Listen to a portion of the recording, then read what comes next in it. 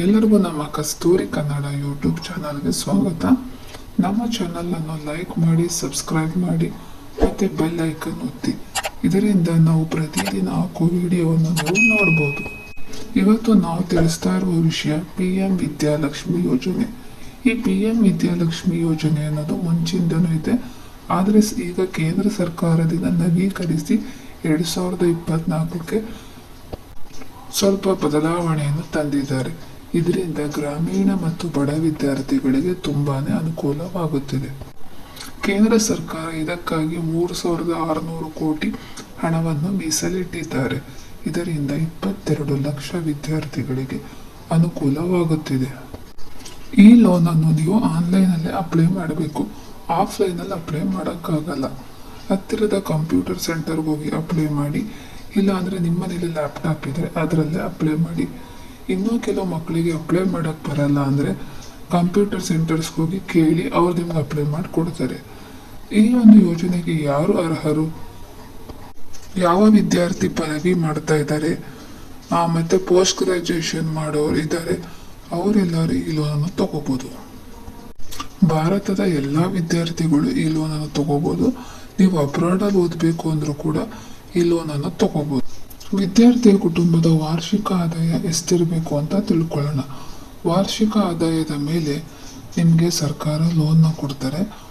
ಅವರು ಹೇಳಿರುವ ವಾರ್ಷಿಕ ಆದಾಯಕ್ಕಿಂತ ನಿಮಗೆ ಜಾಸ್ತಿ ಇನ್ಕಮ್ ಇದ್ದರೆ ಈ ಲೋನ್ ತಗೊಳಕ್ಕಾಗಲ್ಲ. ಸೊ ವಾರ್ಷಿಕ ಆದಾಯ 8 ಲಕ್ಷ ರೂಪಾಯಿಗಿಂತ ಕಡಿಮೆ ಆದಾಯಗೊಳಿಸುವ ಕುಟುಂಬದ ಮಕ್ಕಳು ಈ ಸಾಲಕ್ಕೆ ಅರ್ಹರು. ಅಂದರೆ ನಿಮ್ಮ ತಂದೆ ತಾಯಿಗೆ ವರ್ಷದಲ್ಲಿ 8 ಲಕ್ಷ ರೂಪಾಯಿಗಿಂತ ಕಡಿಮೆ ಆದಾಯ ಇರಬೇಕು. ಅಂಥ ಮಕ್ಕಳಿಗೆ ಈ ಸಾಲವನ್ನು ಕೊಡ್ತಾರೆ. ಅಲ್ಲದೆ ಇವರು ಸರ್ಕಾರದಿಂದ ಬೇರೆ ಯಾವುದೇ ಶಿಷ್ಯ ವೇತನ ಪಡೆಯುತ್ತಿರಬಾರದು. ಶಿಷ್ಯ ವೇತನ ಅಂದರೆ ಸ್ಕಾಲರ್ಶಿಪ್. ಈ ವಿದ್ಯಾರ್ಥಿ ಬೇರೆ ಯಾವುದೇ ರೀತಿಯ ಸ್ಕಾಲರ್ಶಿಪ್ ತಗೋತಾ ಇರಬಾರ್ದು. ಆ ವಿದ್ಯಾರ್ಥಿ ಸ್ಕಾಲರ್ಶಿಪ್ ತಗೋತಾ ಇದ್ರೆ ಆ ವಿದ್ಯಾರ್ಥಿ ಈ ಲೋನು ತಗೊಳಕ್ ಸಾಧ್ಯ ಇಲ್ಲ.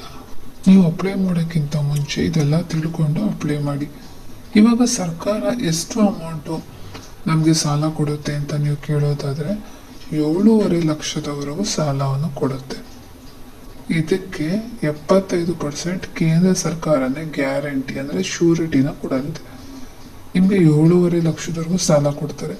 ನೀವು ಎಷ್ಟು ಬೇಕಾದರೂ ತಗೋಬೋದು 7.5 ಲಕ್ಷದ ಒಳಗಡೆ.